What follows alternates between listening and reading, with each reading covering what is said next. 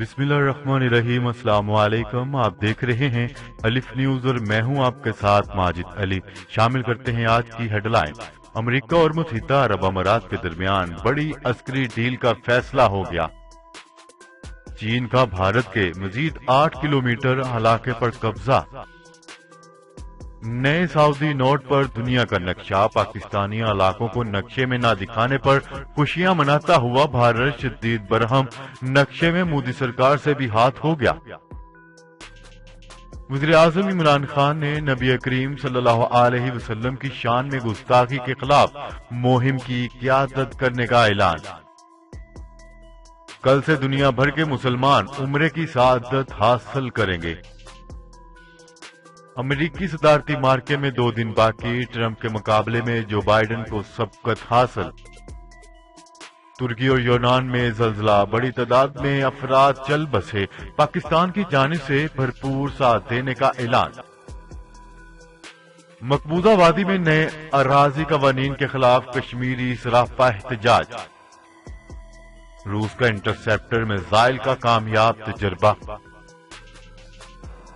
چین نے 600 کلومیٹر فی گھنٹہ کی رفتار سے چلنے والی ٹرین تیار کر لی۔ پاکستان اور دنیا بھر کی خبروں سے باخبر رہنے کے لیے الف نیوز کو سبسکرائب کر لیں اور بیل آئیکن کو کلک کرنا نہ بھولیے گا۔ ناظرین، اپنی آرا کا اظہار کمنٹ سیکشن میں لازمی کیجیے گا۔ ہیڈ لائنز آپ نے جانی، اب بڑھتے ہیں خبروں کی تفصیلات کی طرف۔ امریکہ اور متحدہ عرب امارات کے درمیان بڑی عسکری ڈیل کا فیصلہ ہو گیا۔ نیوز رپورٹ کے مطابق وائٹ ہاؤس نے متحدہ عرب امارات کو طیارے فروخت کرنے سے متعلق کانگریس کو آگاہ کر دیا، جس میں وائٹ ہاؤس نے کانگریس کی خارجہ امور کمیٹی کے سربراہ کو بتایا ہے کہ امریکہ متحدہ عرب امارات کو 50 F-35 لڑاکا طیارے فروخت کرے گا۔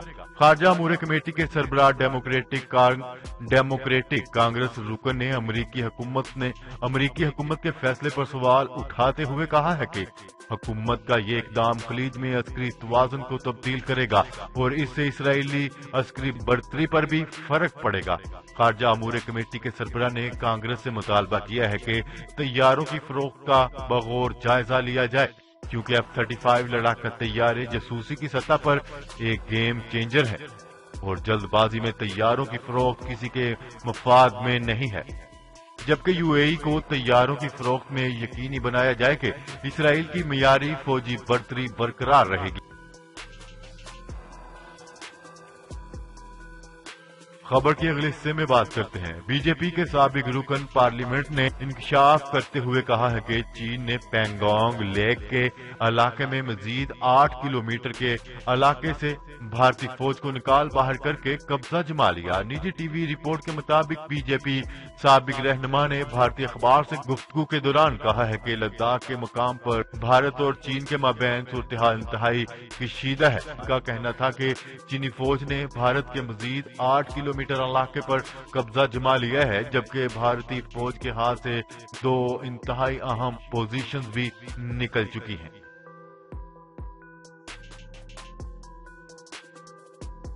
خبر کے اگلے حصے میں بات کرتے ہیں۔ سعودی حکام نے 20 ریال کا یہ نوٹ G20 سربراہی اجلاس کی صدارت کرنے کی یادگار کے طور پر 24 اکتوبر کو جاری کیا تھا۔ اس پر بھارت کے نقشے میں سے بھارت کے زیر قبضہ جموں کشمیر سمیت لداخ کو بھارت کا حصہ نہیں دکھایا گیا، جس پر بھارت نے شدید تشویش کا اظہار کیا ہے۔ بھارت کا کہنا ہے کہ علاقائی حدود سے متعلق غلط بیانیوں بارے اس نے سعودی عرب سے شدید تشویش کا اظہار کرتے ہوئے فوری طور پر اصلاحی اقدام اٹھانے کا مطالبہ کیا ہے۔ بھارت نے دوست ملک سعودی عرب سے شدید ناراضگی کا اظہار کیا ہے۔ بھارت کی وزارت خارجہ کے ترجمان نے ایک سوال کا جواب دیتے ہوئے کہا ہے کہ انہیں سعودی عرب کے نئے بینک نوٹ کے بارے میں معلوم ہے، جس پر بھارت کی بیرونی سرحدوں کو غلط طریقے سے پیش کیا گیا ہے۔ انہوں نے کہا ہے کہ اس سلسلے میں ہم نے بھارت میں سعودی عرب کے سفیر کے ذریعے اپنے تحفظات سے سعودی عرب سے آگاہ کیا ہے۔ واضح رہے، اس نقشے میں گلگت بلتستان اور کشمیر کو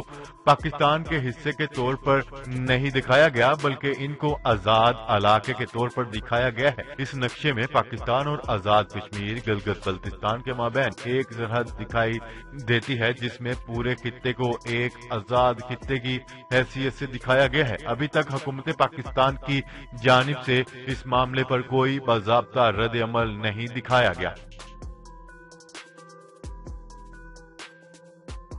خبر کے اگلے حصے میں بات کرتے ہیں وزیر اعظم عمران خان نے عید میلاد النبی صلی اللہ علیہ وسلم کے سلسلہ میں قومی رحمت للعالمین صلی اللہ علیہ وسلم کانفرنس کے اختتامی سیشن سے خطاب کرتے ہوئے کہا ہے کہ نبی کریم صلی اللہ علیہ وسلم کی شان میں گستاخی کے خلاف مہم کی قیادت کروں گا. ہم اس معاملے پر تمام عالمی فورم پر بات کریں گے. وزیر اعظم عمران خان نے کہا ہے کہ مسلمان ممالک کو متحد ہو کر مغربی ممالک کو بتانا ہوگا کہ اس طرح کے اقدام سے 1.25 ارب مسلمانوں کی دل آزاری ہوتی ہے. مسلمان ممالک کی قیادت کو ایک ہونا پڑے گا. خبر کی اگلے حصے میں بات کرتے ہیں سعودی عرب نے کل سے دیگر ممالک سے آنے والے مسلمانوں کو عمرے کی اجازت دے دی جس کے تحت 20,000 زائرین عمرہ کر سکیں گے. تفصیلات کے مطابق عمرہ کرنے کے خواہش مند افراد کے لیے خوشخبری کل سے دنیا بھر سے زائرین عمرہ کی اجازت حاصل کر سکیں گے. سعودی وزارت حج و عمرہ کی جانب سے جاری بیان میں کہا گیا ہے کہ 1 نومبر سے 20,000 عازمین کو عمرہ کی ادائیگی کی اجازت مل گئی ہے جس کے بعد 60,000 نمازی مسجد الحرام میں نماز اور 19,500 زائرین روزہ رسول صلی اللہ علیہ وسلم پر حاضری دے سکیں گے. سعودی عرب آنے والی تمام پروازوں کے لیے لازمی قرار دیا گیا ہے اور ہدایت کی گئی ہے کہ جاری کردہ SOPs پر عمل درآمد کو ہر حال میں یقینی بنائیں. خبر کے اگلے حصے میں بات کرتے ہیں امریکی صدارتی الیکشن میں 2 دن رہ گئے ہیں. امریکی میڈیا کے مطابق عوامی سروے میں ٹرمپ کے مقابلے میں جو بائیڈن کو سبقت حاصل ہے. تفصیلات کے مطابق امریکی صدارتی انتخابی معرکے میں 2 دن باقی رہ گئے. امریکی صدر ڈونلڈ ٹرمپ اور جو بائیڈن سوئنگ اسٹیٹ کے مسلسل دورے کر رہے ہیں. دونوں امیدوار ووٹرز کی حمایت حاصل کرنے میں مصروف ہیں. واضح رہے امریکی صدارتی انتخابات میں اب تک 8 کروڑ سے زائد افراد ووٹ کاسٹ کر چکے ہیں. امریکی میڈیا کے مطابق عوامی سروے میں ٹرمپ کے مقابلے میں جو بائیڈن کو سبقت حاصل ہے. خبر کے اگلے حصے میں بات کرتے ہیں ترکی میں 7 شدت کے زلزلے سے ازمیر شہر میں بڑے پیمانے پر تباہی کی خبریں ہیں. میڈیا رپورٹ کے مطابق ترکی اور یونان میں 7 شدت کا زلزلہ آیا جس کے نتیجے میں متعدد عمارتیں منہدم ہو گئیں اور 14 افراد زندگی کی بازی ہار گئے ہیں اور مزید ہلاکتوں کا بھی خدشہ ظاہر کیا جا رہا ہے. اب تک کی اطلاعات کے مطابق ترکی میں 120 سے زائد افراد زخمی ہیں. ترکی حکام کے مطابق 38 ایمبولینس وینز کام کر رہی ہیں اور 35 امدادی ٹیمیں کام میں مصروف ہیں. اس کے علاوہ 2 ہیلی کاپٹرز ایمبولینس بھی امدادی کارروائیاں جاری رکھے ہوئے ہیں. جبکہ پاکستان نے زلزلے کی وجہ سے جاں بحق ہونے والے افراد پر ترکی سے اظہار افسوس کیا اور اپنی ہر ممکن مدد کا یقین دلایا ہے. خبر کے اگلے حصے میں بات کرتے ہیں مقبوضہ وادی میں نئے اراضی قوانین کے خلاف کشمیری سراپا احتجاج ہیں. نئے اراضی قوانین کے خلاف آج مقبوضہ وادی میں مکمل ہڑتال کی جا رہی ہے. کل جماعتی حریت کانفرنس کی جانب سے اس ہڑتال کی اپیل کی گئی تھی. حریت رہنماؤں کا کہنا ہے کہ فاشسٹ مودی حکومت کا سامراجی نقطہ نظر ناکام ہو رہا ہے. کل جماعتی حریت کانفرنس نے بھارتی فیصلے پر تشویش کا اظہار کرتے ہوئے کشمیریوں سے بھارتی مذموم عزائم کے خلاف آج مکمل ہڑتال کی اپیل کی تھی.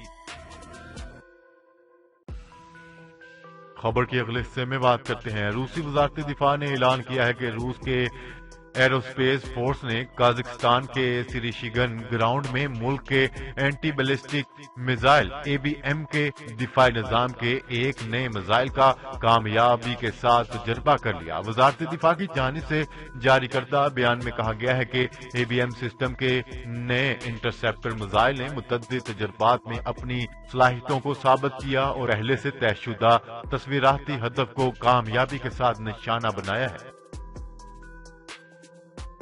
خبر کے اگلے اور آخری حصے میں بات کرتے ہیں چین نے ایک اور تیز رفتار ٹرین تیار کر لی جس سے سرحد پار سفر مزید آسان ہو جائے گا. نئی تیز رفتار ٹرین انٹرنیشنل روٹس پر چلنے کی صلاحیت رکھتی ہے نیوز رپورٹ کے مطابق 400 کلومیٹر فی گھنٹہ کی رفتار سے دوڑنے والی یہ ٹرین عالمی معیار کے مطابق جدید ترین ٹیکنالوجی سے لیس ہے۔